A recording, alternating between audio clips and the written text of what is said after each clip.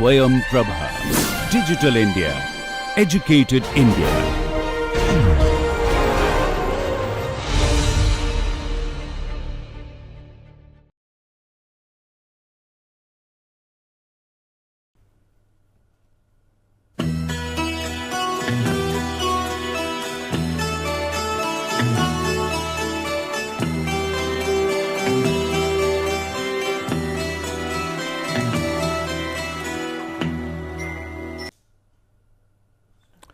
This lecture is on oil analysis. In fact, this is a continuation of the earlier class on contaminant analysis.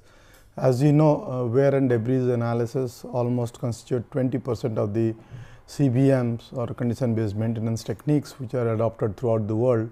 So, right now we will be talking about this oil analysis. So, as you know, just to recap, tribology is the study of friction, lubrication and wear, and it is when two of these machine components, when they interact, either they slide or rub, and these surfaces are actually very rough. If you see the surface roughness, they are very rough and they have a center line average. So, what happens to reduce this kind of friction?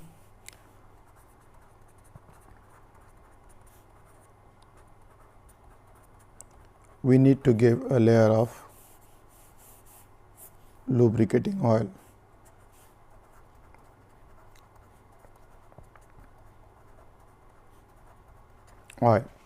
Now, because of forces which are responsible for the contact, these surfaces could rub against each other, they may slide, they may roll, and this is how they two surfaces meet. So, to reduce friction, we need to give lubricating oil. Now, during the course of the time operation of the machine, what happens? These particles, they will wear out. Particles will wear out, and in the last class we had seen how these particles are contaminants, because they are going to contaminate the oil which is there. So, these particles will wear out and get deposited in the lubricating oil. Now, because of this contamination of the oil,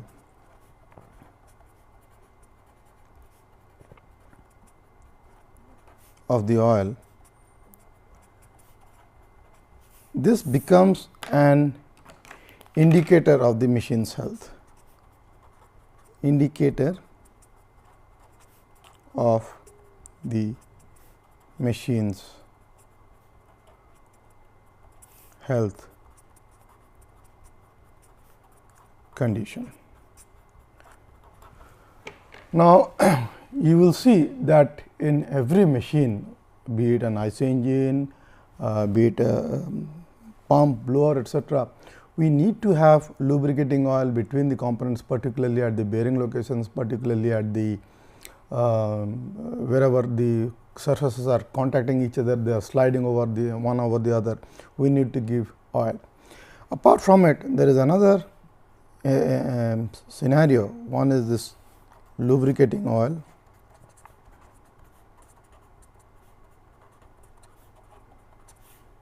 Another component which becomes this hydraulic oil.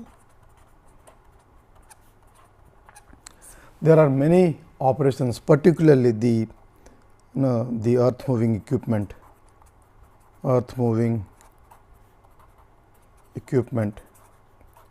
when you talk about big shovels,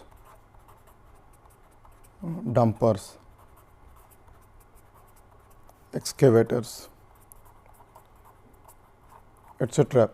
They actually use a lot of hydraulic oil for actuating the loading unloading mechanisms and so on. So, what happens to consider or to understand the health of this machine, we may periodically look into the condition of the hydraulic oil, condition of the lubricating oil. So, what happens initially, these oils have some properties, be it the physical properties in terms of their density, viscosity, their temperature stability, the viscosity index, how the viscosity varies with temperature. These are some of the physical properties. On top of it, there are chemical properties in terms of their composition, in terms of their bonds which are there. We give some stabilizing elements to the oils, to be stable, so that the bonds do not break up and then they lose their properties. But in due course of time, because of the fact that because of the machines rubbing against each other, where particles will bound to get deposited, they have no place to go but the lubricating oil or the hydraulic oil. So, in process what happens, the physical and chemical properties of this lubricating oil or hydraulic oil do change with time. So, if we have some mechanism as to we collect this oil, do a test in a laboratory wherein we measure their physical properties or chemical properties and see how much they have changed or gone for the worse from the initial conditions of the virgin oil or the new oil or the brand new oil, we will get a clue as to there is something perhaps wrong with this machine. So, this is what is the most important preamble, and then why we do oil analysis in to find out the machine's health condition. So, with time what happens? The oil condition. The oil condition could be many, like we have some physical properties and some chemical properties, and we have maybe they will change, maybe, and or it could be other way also. So, between a tolerable band, this is the tolerable band,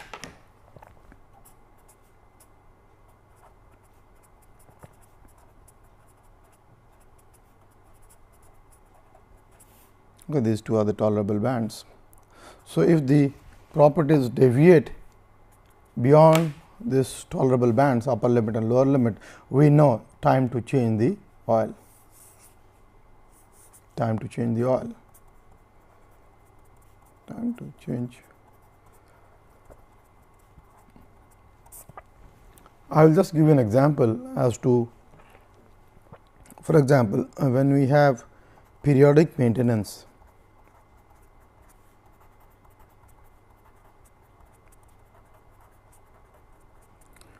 we actually in a regular interval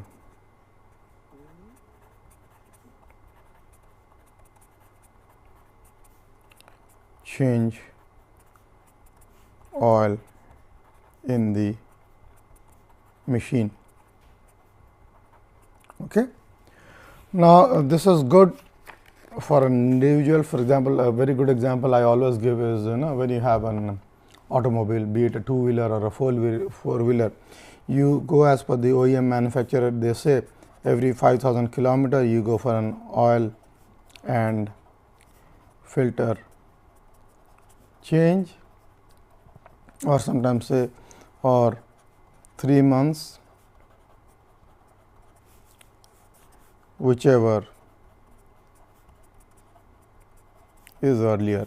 If you go see the car manual, service manual or the two wheeler service manual, this is what it normally says. Now, it may so happen that your oil condition was much within the tolerable bands I just talked about, okay, is somewhere here, and we are unnecessary changing the oil, because your 3 months has come here in time, or so you say no, it's time to change my oil, but you see the oil is still in a good condition. There was no necessity to change the oil, but because we are following religiously the OEM manufacturer recommendations, we are changing it. Now, imagine if in a plant where we have maybe thousands of such locations where oil change is done, and it so happened that the condition of the oil was within the tolerable bands, but then because we are changing the oil, oil may be good, we are wasting good oil. So, wasting good oil if I do what is the known as this periodic maintenance. And there have been reports, people have shown statistics or done surveys and found out that by not changing the oil periodically as has been mentioned by the OEM, but changing it only when it is required, because the properties have gone beyond the bands, somewhere we are here, etc., then only we change the oil. So, oil change is to be done only when it is required. Oil change is to be done only when it is required. Now, who tells us that it is time for the oil to change? And this is where our oil analysis comes to the help. And going back to the earlier example, there have been a lot of cost savings when we do oil change as per the recommendation or as per the findings of the oil analysis. Okay. Otherwise, we need not change the oil, and there have been a lot of considerable lot of saving in finance when you do an oil change only when it is required. Okay. Particularly in many plants, many of these automation plants where we use a lot of hydraulic oils. If you talk about an automatic currency note printing shop, we have currency note printing plant very close to Kharagpur, and where they use a lot of hydraulic oils for operating of the machines wherein the currency sheets are printed, the way they are measured, counted, then the way they are packed in bundles. These are all hydraulic operations. So, we have done surveys wherein we found out that it is cheaper and much economic if you change the oil only when it is required, in this case being the hydraulic oil, and not regularly, religiously every 3 months or 4 months change the oil. Okay. So, in a plant, in the long run, actually oil analysis serves you two purposes. One is it tells you that what is the present condition of the oil, and next is you can know whether it is time for me to change the oil or not change the oil. Okay.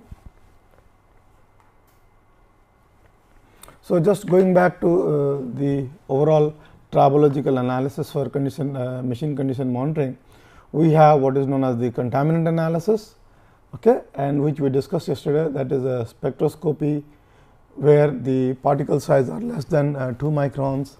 Then we have the wear debris analysis or ferrography, wherein the particles go from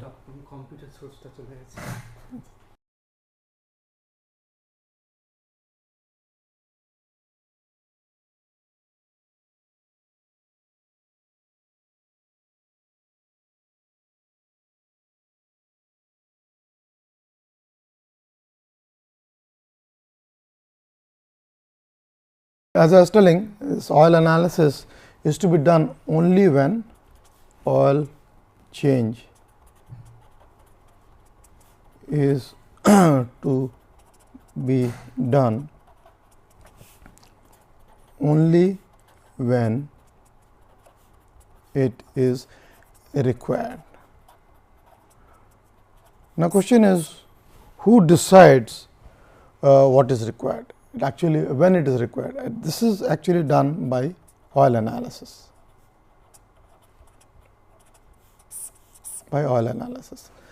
Now, I will just give you an example. We have a currency note, the rupee currency note, which is printed. We have a currency note printing plant very close to Kharagpur.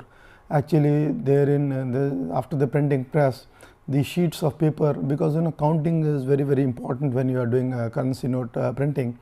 The counting and the process of packing and bundling, etc., are all done through hydraulic actuated actuators, hydraulically activated actuators, and there are a lot of hydraulic oil flowing in the plant in the circuits, different actuation mechanisms or the counting mechanisms.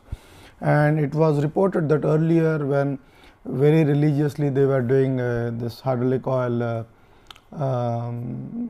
change in a periodic manner, they were incurring a lot of cost. Rather, when they did the hydraulic oil analysis and only changed whenever the oil analysis recommended or indicated that the oil quality has deteriorated and now it is time to change the hydraulic oil, they followed this practice, and then there has been considerable savings in the plant because of implementing oil analysis in their hydraulic oil requirement. And same, of course, you can do with the engine lubricating oils, particularly in such a plant. Actually, mostly it is hydraulic oil, but the DG set, the diesel generator sets which are required for backup power are actually there, the lubricating oil are actually analyzed. Okay. So, now next question is, in this oil analysis, let us see what are the tribological analysis for machine condition monitoring. One is this contaminant analysis, which I talked about in the last class, and where the contaminants can actually be categorized into three categories. The spectroscopy is the contaminant size are less than 2 microns, wherein actually in spectroscopy, just to recap, actually in spectroscopy, because the particles are of such a small size, we cannot see them through unless we have very high magnification like in a scanning electron microscope, or otherwise spectroscopy is used actually to find out the chemical constituents of the wear particles in terms of the chemical elements. It could be how much percentage of iron is there, how much percentage of aluminum is there, how much of copper, zinc, etc. is there.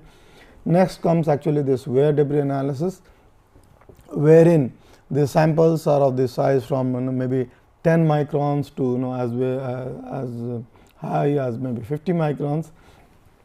And when the particle sizes become large, actually the contaminant particle count actually becomes a good indicator about the wearing mechanism, and this particle count is actually given in how many parts per million in a given milliliter of that oil.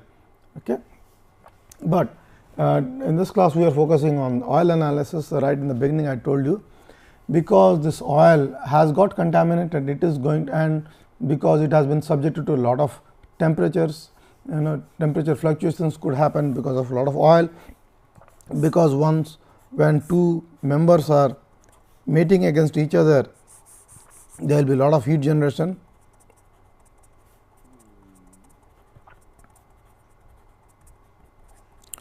And if you shut off the machine, shut down the machine, there will be a lot of temperature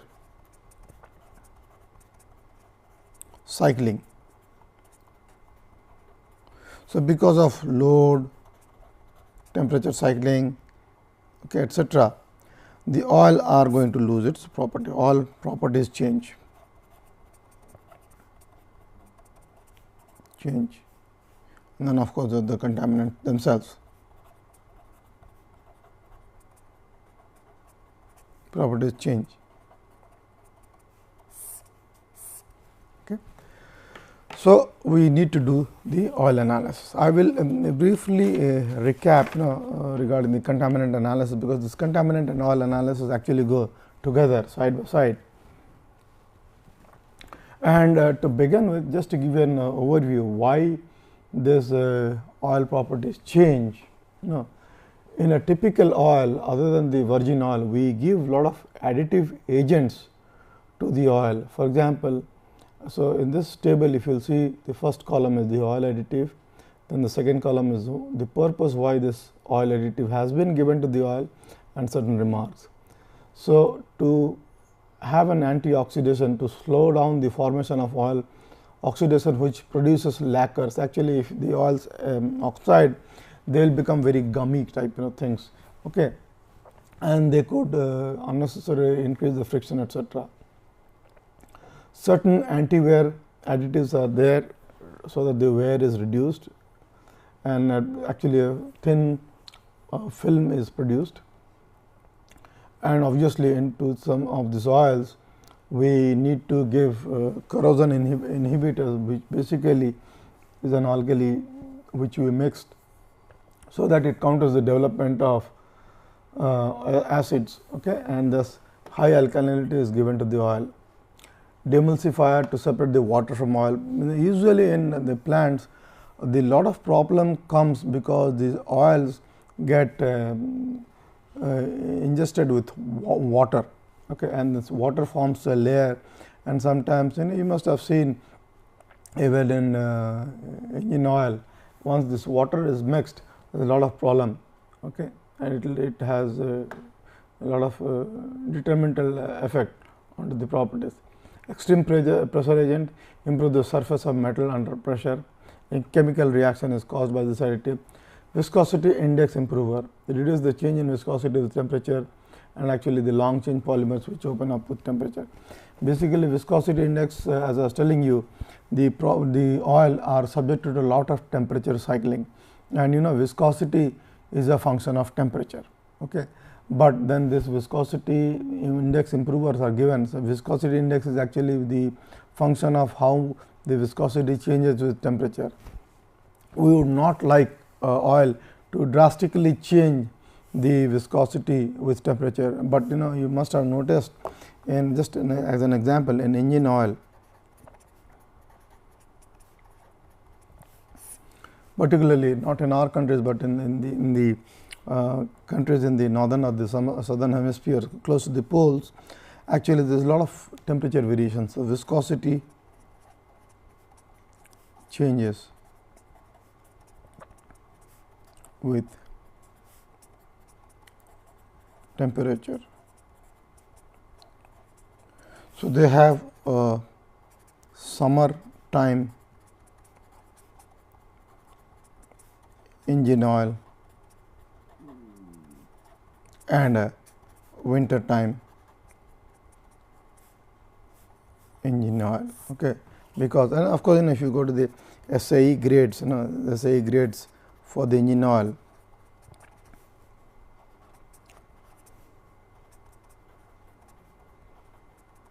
you can see how the temperature variation of viscosity is given, okay. So, just to recap, when you do the spectroscopic methods, actually when you do the spectroscopic methods, actually how are these contaminants? We cannot collect contaminants of 2 micron size just by picking them up. So, actually they are as an suspension in the oil, and this is our container. So, this suspension are nothing but the contaminants or the debris. But in this class, we are focusing, as I was telling you, on this oil whose property has changed. Okay. And so, of course, you can take this same container. Okay, if you have this oil which has been collected from a machine, actually they are actually closed with a cap. Okay. There is a reason why I have mentioned this closed cap, because when I am talking about sizes of 2 micron or less, even the dirt particles in air, in the ambient air, can contaminate the oil sample. So, it is not very easy that just you open the engine and get a dipstick and or get a container and full of oil. No, there is a procedure, detailed procedure of how this oil is to be collected, so that our ambient air does not contaminate the sample. Other than we will not know whether this particles which are there in the oil, is it because of the machine or because of the environment. Okay. To avoid such false negative tests, we have to do this.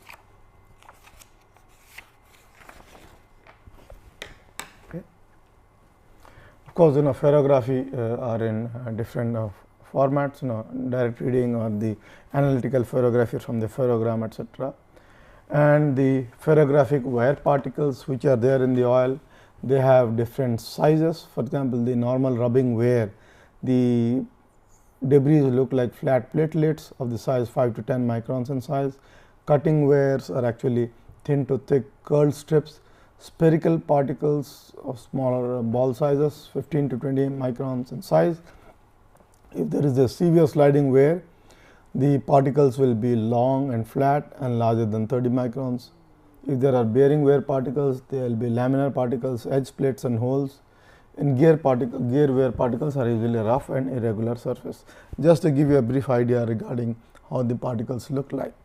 But the wear debris composition helps us.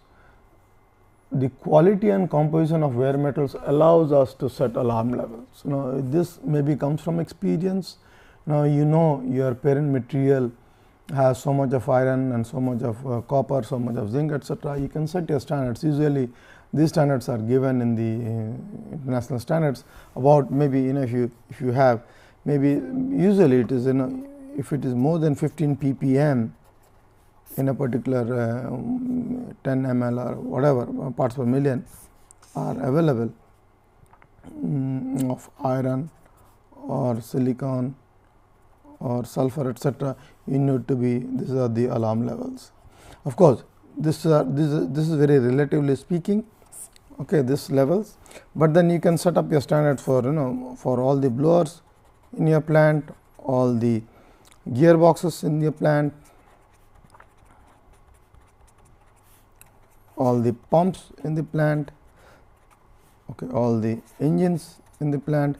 You can set up the standard for what is the level of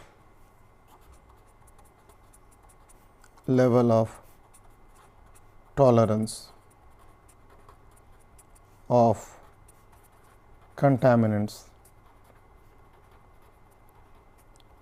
suspended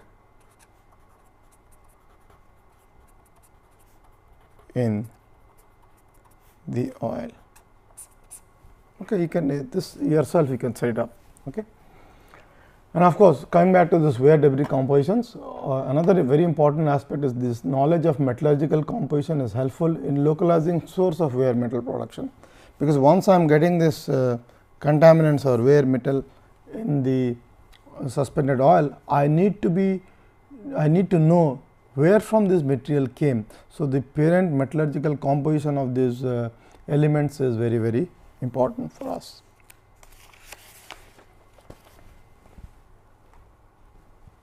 And this what are some strategies which we follow for the wear contaminant analysis? One is we have to catch the faults early, okay, because low cost and planned and manageable remedy, okay, they have to be planned and we need to know the solution, because many a times what happens when you are I will just give an example, oil.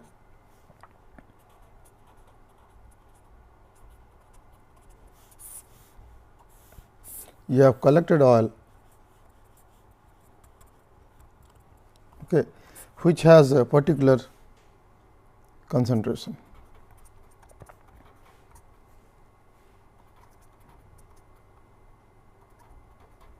Okay, and you are doing the trending of the concentration with time. Okay. You are doing this, but suddenly what happens in the plant, in the machine, in the meantime, you have added new good quality, good oil or virgin oil. So, if I add this concentration is going to go less. So, we have to be careful that during my trending plot, there is this when I collect the next sample after this time, that if the oil machine has been upgraded because we do not care regard from an operational point of view. If they say that the machine has to be filled with so much of oil level, from an operations point of view, we have to ensure that the oil is full in the tank. Okay. But it has so happened that when you collected the oil actually was at this level. Okay. So, you will get a richer concentration, okay, of the contaminants, and then now if you next dilute it with good oil, this concentration is going to reduce. So, we have to be careful about this kind of planning. So, we should know what is the procedure to catch this defects so called in the oil. Of course, identify precise source of fault. This requires different technology and analytical